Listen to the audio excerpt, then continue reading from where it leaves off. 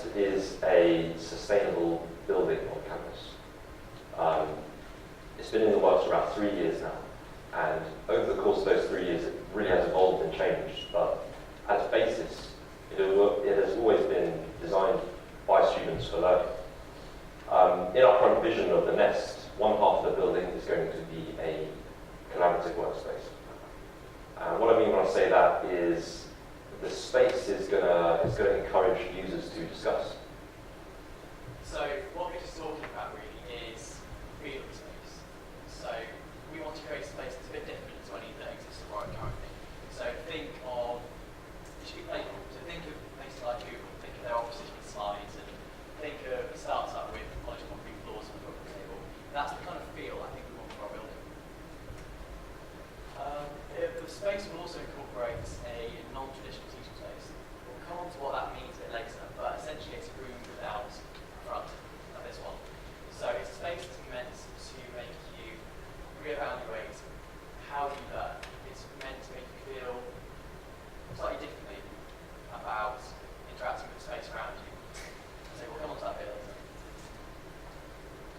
And in terms of the building itself, when we say sustainable, we mean here we build out sustainable materials. So the main route to that for us is through straw bale construction. Now straw bales are great because they're fantastic thermal insulators. We can also grow them locally, so they don't have to be imported from the other end of the world. And they absorb carbon when they grow, while also being fantastic humidity regulators, which is good for well-being. So they keep a nice even humidity in the building throughout the year. We also aim to be the first building on campus to apply no artificial light during the daytime, which we think is important, because if you go around to pretty much any building I think on campus, then even on a bright sunny day, all the lights will be on. And so we think we can improve on that. We can improve well-being up to natural light, and we can also, of course, reduce the electricity usage and the fuel that takes to have all the lights in the first place. So the building will be, we're aiming for about 300 square meters. So for anyone who doesn't quite know what that means, then it's about enough to get around 100 people, just over 100 people in quite quickly. And all about 5 times the size of the average UK legal house. Okay, so here are some visualizations of what we think it would look like.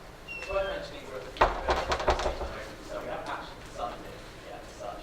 These are just these are results from work we did with our architects and those two weeks at our own to imagine what we think the space would look like.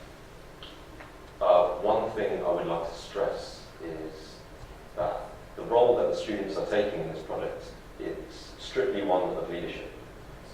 We have a vision, and we're bringing that vision to a group of professional architects and contractors. And they're the ones that are going to help us realise that vision, but we're not the ones drawing the blueprints or laying the bricks.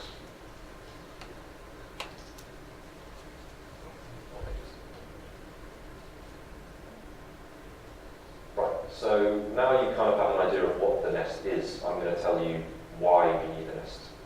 These are the goals of the Nest. Goal 1, we want to show that sustainable buildings can be modern, attractive and conventional. So I think in the past, some people used to think that sustainability looked a bit like this. That's the G-Wiz, if you guys know. It was one of the first electric vehicles to be sold in the UK. Nowadays, we know that the future of sustainable design looks a bit more like this. This is the Tesla Model 3.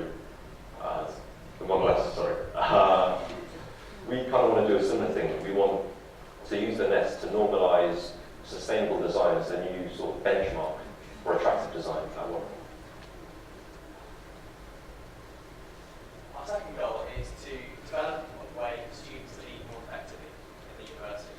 So what we're saying is if we students can create and subsequently manage a building like this, a project on this scale, then what else can we do? Do we then set a precedent? Can we develop a reputable, high-quality way for students to, say, create and lead their own modules, for example? Is that something we can look towards doing in the future as a result of our work? I think that's a really important step. Because really, I think in higher education there is a trend towards commercialisation and commoditisation. So when you look at higher education metrics, it's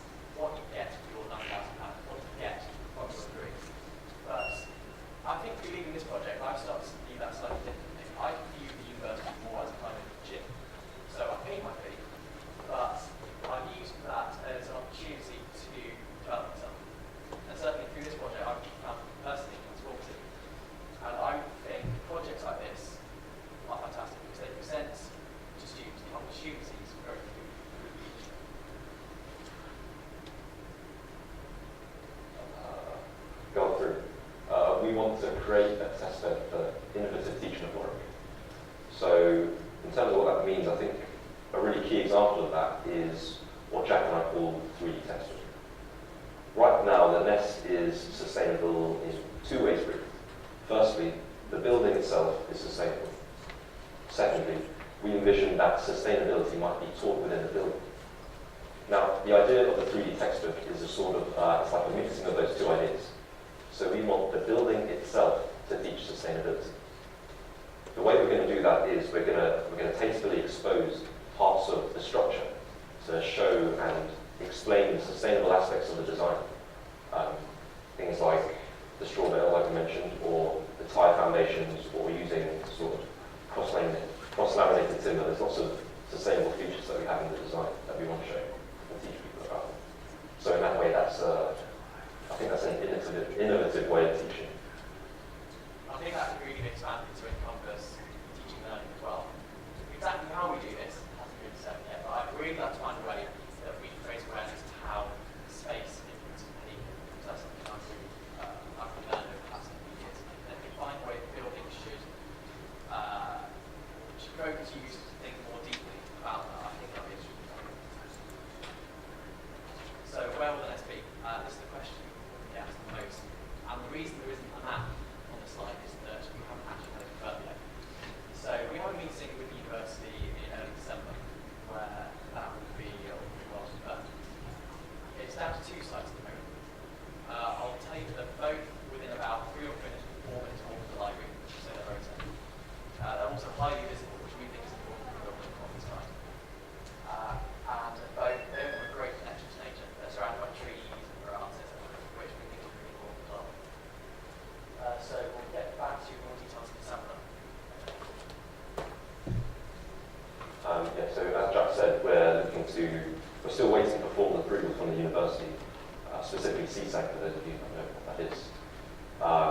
But after we hopefully get approved, it normally takes about 12 to 18 months for construction projects to be constructed. Right now, we're still waiting for detailed costings of the project to come back to us. But the projected cost is around about £1.2 million. So that's actually classed as a small project on campus. So we hope that it will get built in about 12 months.